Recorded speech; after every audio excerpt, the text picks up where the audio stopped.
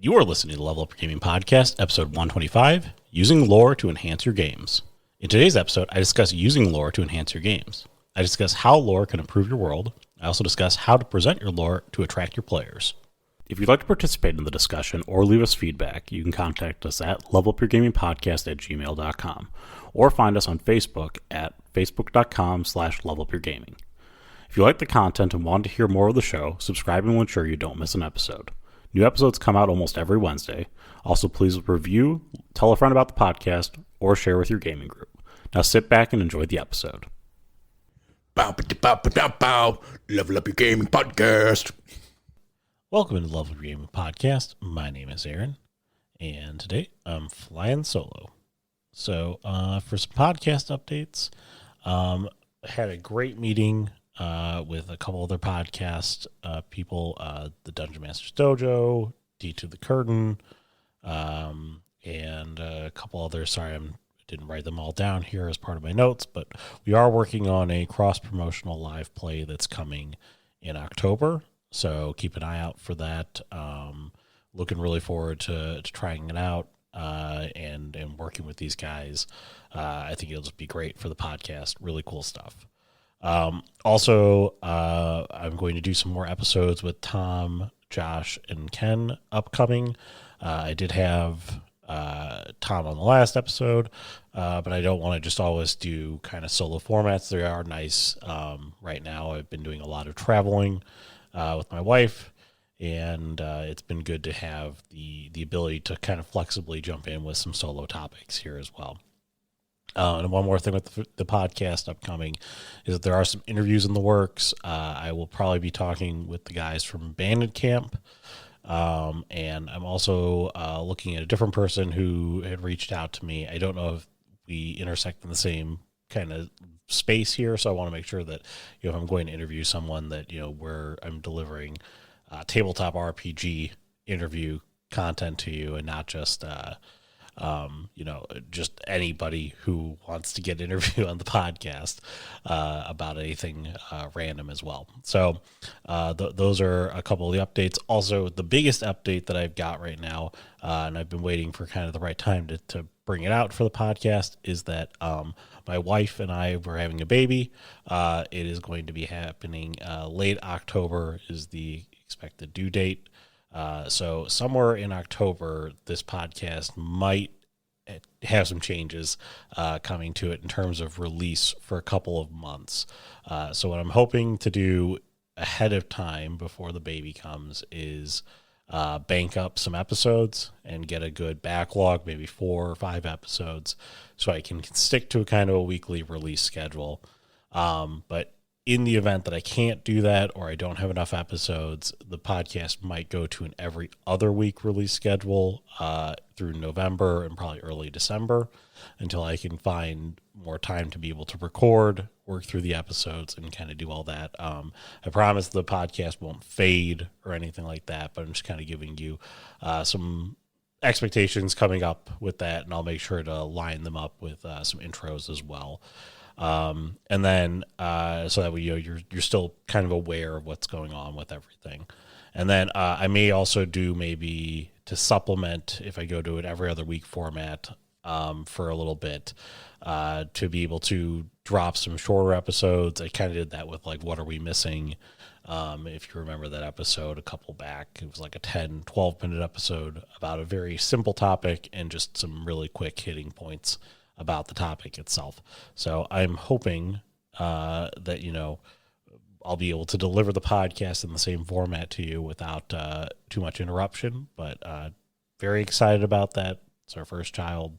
We're over the moon, and I can't just I'm excited about it, sharing it with you. I have been waiting to bring that information out, but I feel now is the right time for it. But without further ado, I'm going to go into the main topic here. And the main topic today is using lore to enhance your game.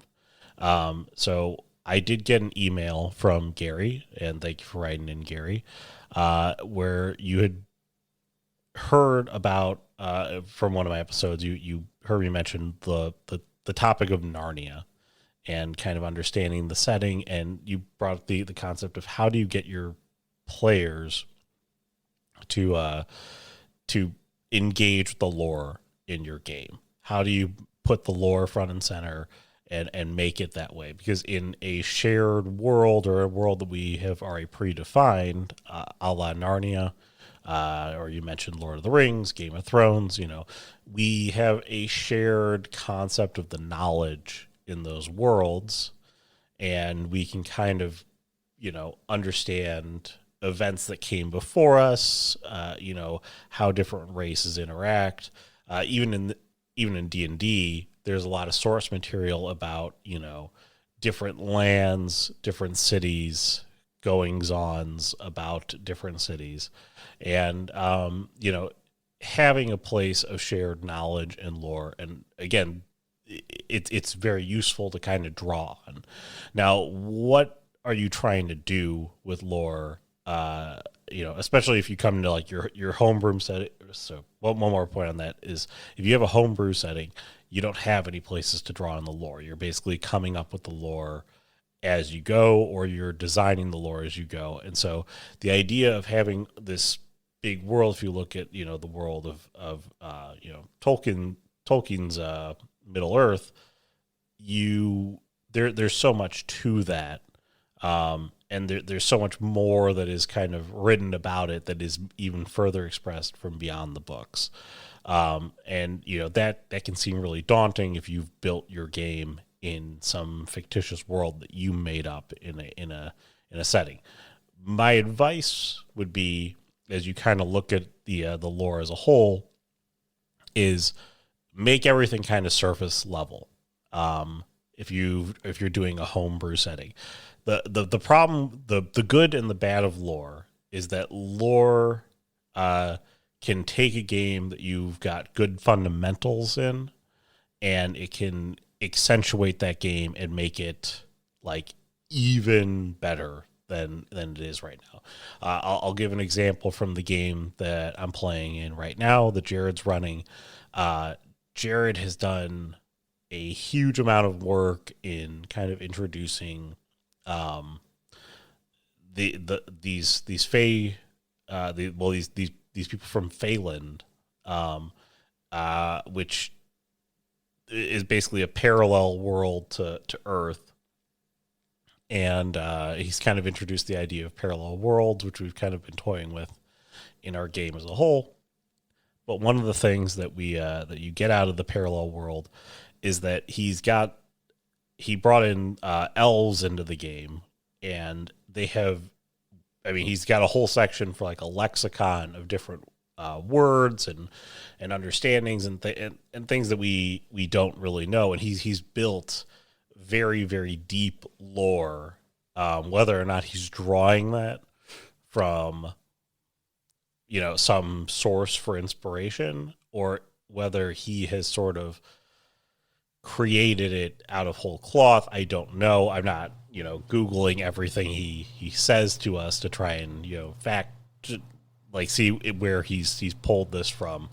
I know Jared does like to draw a lot of real world inspiration from things. So like Jared's monsters are typically monsters that have connection to actual folklore and mythology, so you can tend to figure them out with enough clues. You can kind of go, you go on to Google and you could figure it out. And so there's a nice kind of cool aspect to the way that he ties lore into common knowledge that you could apply outside of your character knowledge.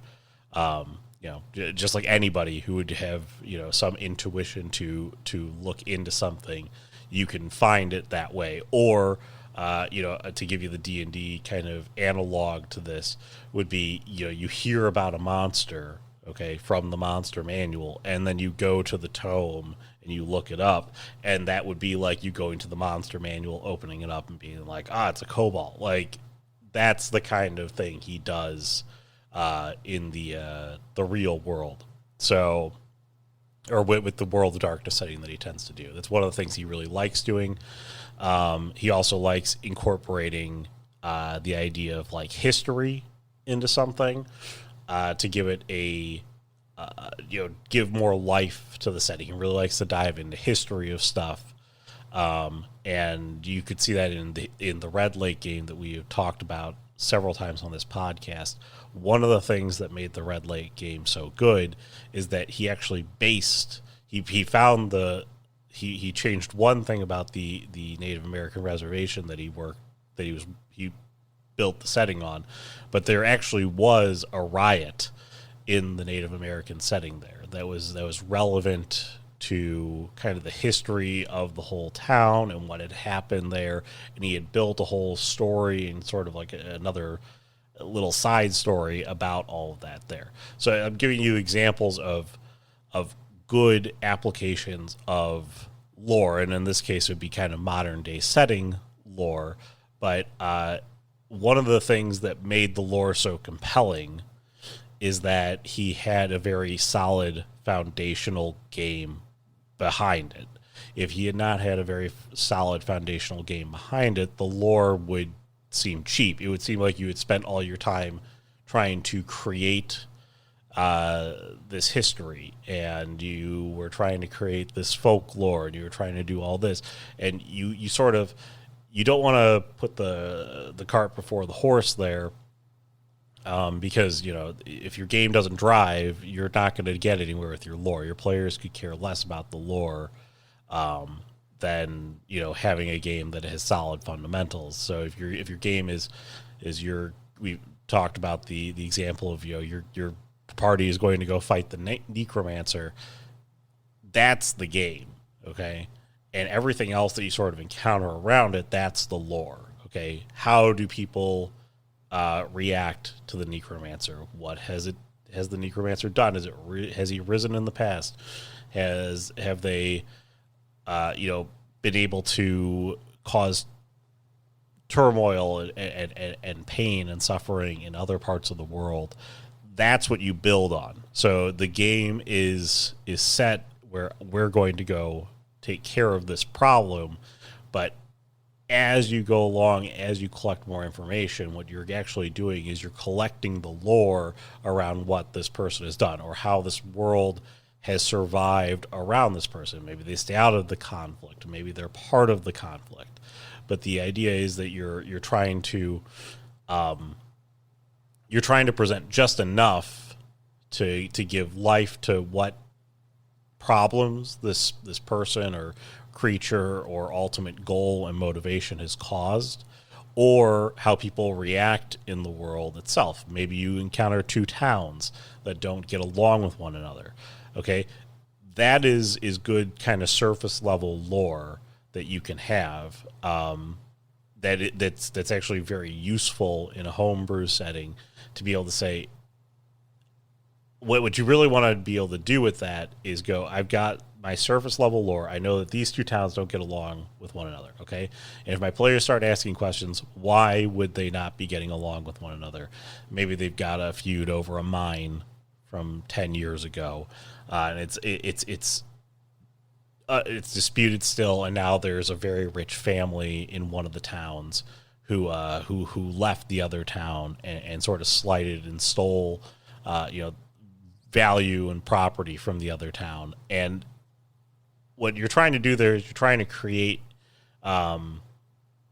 is by giving that life to the lore of the town and the feud between the two cities, is that if your players start diving into it and they latch on to it, okay, that's when you want to then use your maintenance time and your time, your downtime between sessions to force your to elaborate more on what your players found interesting in the lore. But you have to have some basal understanding, whether it's a couple of bullet points that you've jotted down about the conflict in the two towns, because this would probably be like, your players go to the tavern and they're searching for information, and they ask about the city, or they ask like, why is it that everybody in this city wears a red cloak?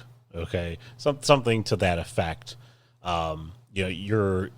You can kind of play with different tropes and ideas throughout the city with that. Like maybe you come to a dark city that that has that engages in sacrifice once a year or something kind of like off the wall and crazy, and you can kind of show the players different aspects of your world that you can then kind of build on, or like I said, you can talk about how people react to the big evil that you have set up within your world, and how do people view the big evil. Everybody should kind of have a general understanding of how they viewed him. Like one of the examples I gave to Gary in the email was, if you were starting this in a session 0, you are in a world ravaged by this evil, and the events are now taking place after this event, and I called the event the Cataclysm in that. That is a very high level understanding of what the world is and what people might be going through. So the themes that you could draw out of that and be able to like lend to the lore would be there's survival, overcoming hardship, cooperation with those who you might have considered enemies before, garnering new enemies between towns and cities, who betrayed who in the Cataclysm, who rose to be heroes in the Cataclysm, what cities were lost, where did great kings fall, did poor kings rise in their place. These are very high level things that you can look at to kind of complement that story. And as your players ask questions throughout your world, you just need to have enough of an understanding to be able to kind of bullshit your way through the lore as a whole. But you have enough of you could ask 20 questions about your lore after you've got an established game, and that should be enough to get the players going in different directions as they ask questions. And what I would do is, if you have built lore, when the players ask questions and they end up tangentially related to the lore that you've created or that you have in your mind, to deliver the response from the NPC through the lens of the lore. So if they ask about the Necromancer and your town that they're starting in, or maybe the second town, whichever one it may be, when they ask about the Necromancer, that town should have an understanding of, and we'll say the Cataclysm was the thing, we'll say that town has an understanding of who the Necromancer was when he rose the last time, what he did in the Cataclysm and how that affected the town, and what they are doing now or how they're rebuilding after the Cataclysm, how they're surviving after the Cataclysm. And that's how they should deliver their response. It shouldn't just be like, well, yeah, no, I heard that he lives down the street. No, you want to talk about, it's been terrible. Everyone lives in fear of the Necromancer ever since that day that that the great heroes banished him in the last Cataclysm. And a lot of people might have the same recollection of some events. So if there were great heroes that rose to triumph in your lore, then a lot of people might recall the great heroes. All right. And maybe you encounter a location where one of them was from. Then you can dive deeper into that person's past and that person's history. What you're trying to do is you're trying to get the players to latch on to anything at that point, because it is your world. So if your players are typically not engaged with lore, they don't engage with lore. What you're trying to do is you're trying to find their emotional cues, which we've talked about before in the past, and see what things I can talk about in the lore that you'll want to dive deeper into. And once you do have those things, then again, like I said, your next best bet is to then start working on diving, really fleshing out that part of the lore. So your game is probably pretty good, but that's the place that you put more effort in your maintenance period. And you're just trying to stay ahead of the characters in terms of what they're trying to uncover with the lore. And the best part about it is that a good lore story or good lore in a story it can be addicting if the story is very good, or if your game is just fundamentally sound and really good. Because what it sort of does is it gives the players a sense of autonomy in that I'm learning about this thing that I asked about. I chose to ask more about. And you get to then play and flex your creative muscles as the GM going, oh yeah, no, I get to now tell, you all about, this thing that exists in my world.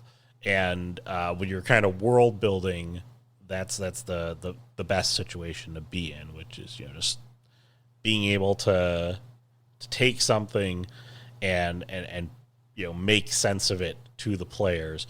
And I think that once you successfully do it in a homebrew game, you will see that the players will start to ask more questions about the lore, or as you continue to deliver more lore through people they speak with, or as the players ask questions about the weird customs that they come across and things like that.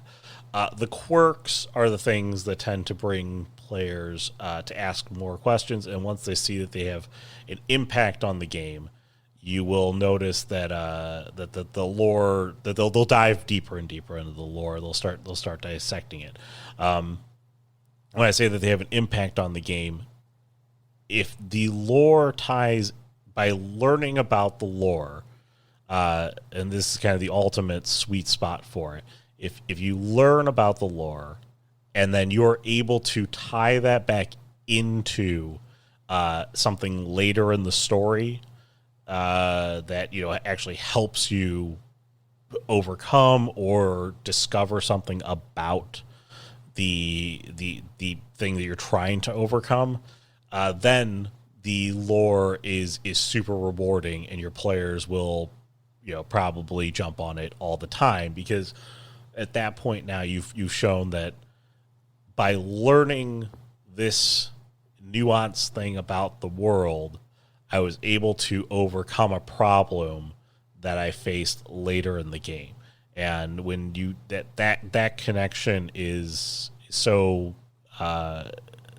it's so rewarding as a player, from my experience, being able to see it executed well, but also as a GM, it's that payoff in that I didn't just put this thing in the game.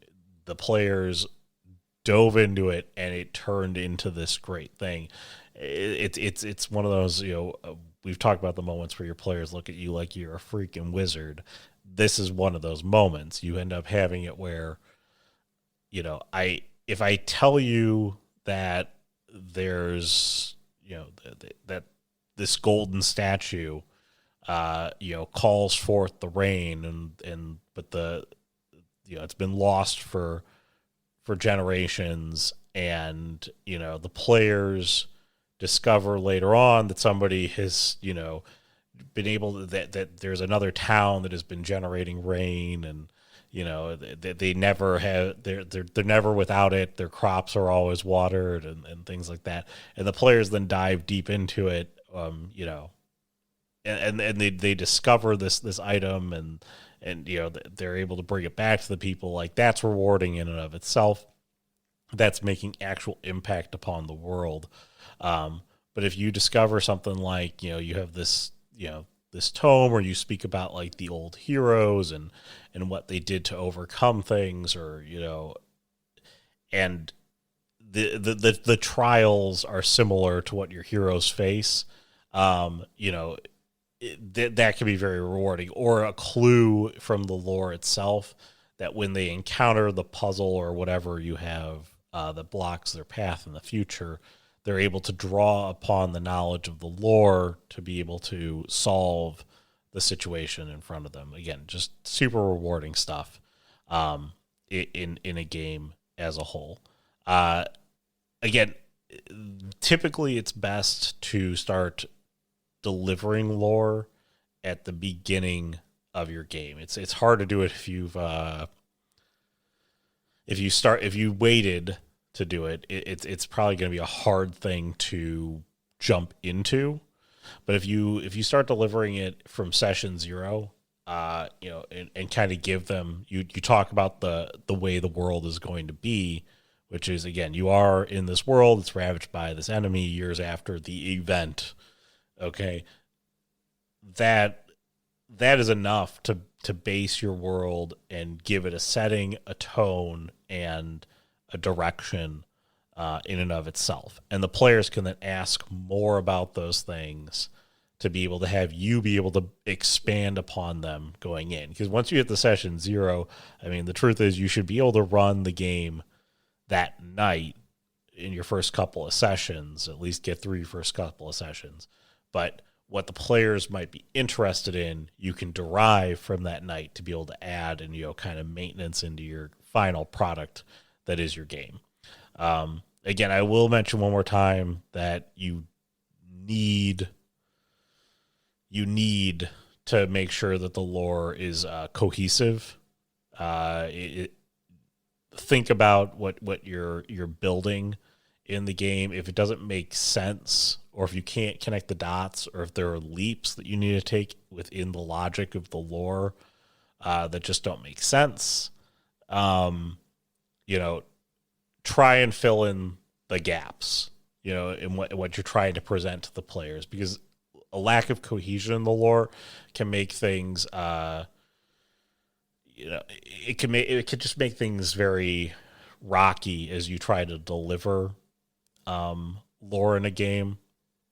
I've had this problem before. I tried to do more with kind of this bigger game that I had run recently, and although it worked out and it was everything kind of made sense at the end of it, or at least it made enough sense that the players were able to plausibly believe what I had delivered to them.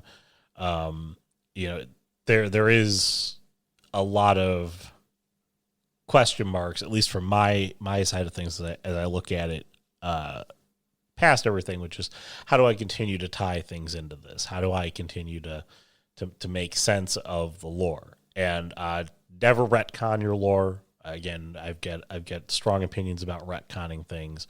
You're better off trying to find ways to fix the lore by correcting minor details later on, more so than you are to try and just wholesale change the lore. Again, that retconning anything that you told someone doesn't make sense. However, what you could do is, if somebody tells you something and then you hear the same story again, but something is different, that is a form of sort of retconning what you did. It's the same lore, but who truly remembers what happened in the world itself? Maybe some of the finer details are a little bit more murky, or maybe you find better experts who are able to explain what actually happened in some of these situations. So there is that you can do to kind of overcome some holes in your lore, but don't just be like, remember what that guy told you? Yeah, well, he actually told you this thing. No, don't do that. You're not doing yourself any favors with that. And then I'll repeat it one more time here as well as my final point, even though I've already kind of harped on a bunch here.